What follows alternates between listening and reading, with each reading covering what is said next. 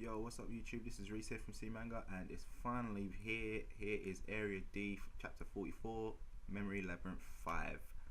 So yeah, this chapter, it was a pretty awesome chapter, you know. We get some more insight into Jin's past, obviously, and my god, we finally get to see what his brother can do, and he is friggin' powerful. Even even at his young age, you know, he is crazy strong.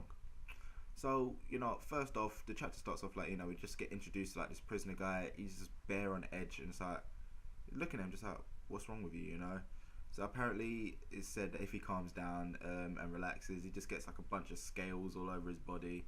And yeah, if you haven't figured it out, basically, that guy there, he's pretty much the altered you see at the end of the last chapter. So there, I was there thinking, just like, oh god, please don't tell me that we're gonna get like a little flashback to him. It's like, if we do, he better be interesting and he better be something. You know what I mean? Like, he better not be a cannon fodder character. He better like be actually something there that gives some depth to the story. You know. So anyway, after that, we actually find out that he's not the main thing you got to be concentrating on. It's actually the TV show that he's watching. He's watching basically like a kind of news report. See some scientist guy coming out of a building and got all reports coming up to him. It's like, you know, oh, what do you think about the monsters and all this stuff? You know, they're all monsters. They're all monsters. Like, no, they're not monsters. They're humans just like everyone else. We shouldn't refer to them as monsters or mutants. You know, they're just normal humans. You know, he's there going on like, oh yeah, what, do you want to bring back all the witch hunts that we used to have in the olden days? All stuff like that. You know, everyone's all kind of like a bit like, oh my god, all taken back. And it's like, you know what? Too good, you know. It's like, just because these people are a bit different does not mean they're monsters, you know. So some of them may even have their like conscious minds with them, you know. So obviously they probably just like seen a couple that have been like, you know, lost their minds, gone on rampages, and it's like, oh my god, they're killing everyone, they're monsters, they're monsters. But at the same time, you got the guys who, you know, obviously they can keep their higher brain power to them. They don't like fall to their base instincts, and they're just like normal people, you know. They don't want to be treated the same as everyone else. So anyway, basically, scientist guys like, you know what, we've come up with a new term for them. Yeah, you see him take off his jacket. It's like they are the altered, and then he reveals that he's one himself, and he's kind of like some weird, creepy human butterfly kind of hybrid. You know, it's like his design's pretty cool. You know, it's like not kind of conventional butterfly. It's just the wings that look kind of butterfly, but his face is kind of alienish. It looks really cool. I like it. So yeah, after that whole reveal, the prisoner guy, he went a bit like, you know, yes, praise Jesus kind of thing, and he went a bit like lost a bit of control. I think he kind of relaxed a bit more, and then yeah, he went a bit berserk, turned into a full monster, and yeah, they decide the prison guards decide to transfer him to another prison because like yeah, and obviously while on transfer, he breaks out, escapes, and here we are at the last chapter. So yeah, half this chapter is basically like giving a bit more insight into how this old guy came over and like the whole everything. So anyway, with this chapter now in the hospital, this guy, the prisoner guy, man, he's a bit nuts, you know. It's like, I know they said that obviously his base instincts are starting to take over a bit more, but still, he's going around slashing up nurses, slashing up everyone in his way, killing innocent people for no reason. It's just like, that's just not cool, you know. It's like, sure, he's a prisoner, we don't actually know why he was in prison in the first place, but still, it's still not cool.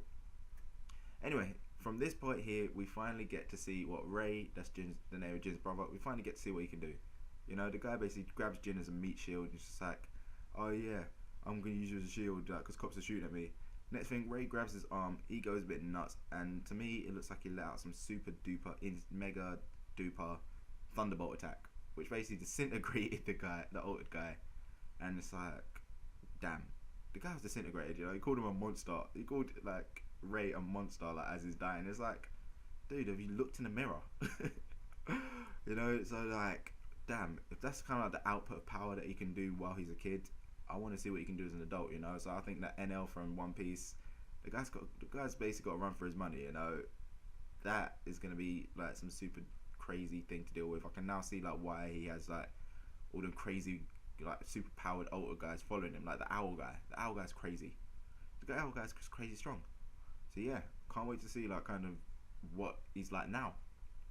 So the chapter ends basically with the brothers being recruited by the scientist guy, who's revealed to be Agatha, and the prodigy scientist who Soga knows. So yeah, that ends the chapter, and it kind of leaves me with a little bit of a theory, you know. I'm kind of like thinking that over the next few chapters that we're going to see them two getting experimented on. it's like it's kind of obvious, you know. It's like because at this point here, Jin hasn't kind of displayed anything which shows that he's kind of an altered. So my guess is that Jin actually had no powers to begin with. You know, he's not a natural altered. Kind of like so during the whole, they're kind of like experimenting on them, and you know, Agatha's basically trying to find a way to turn everyone into altereds. You know, it's like basically it's kind of hinted at this from the way he's kind of like talking about them, saying how they're the next stage in evolution, and it's just the fact that the other scientist guys that he's with, they look kind of dodgy, and yeah.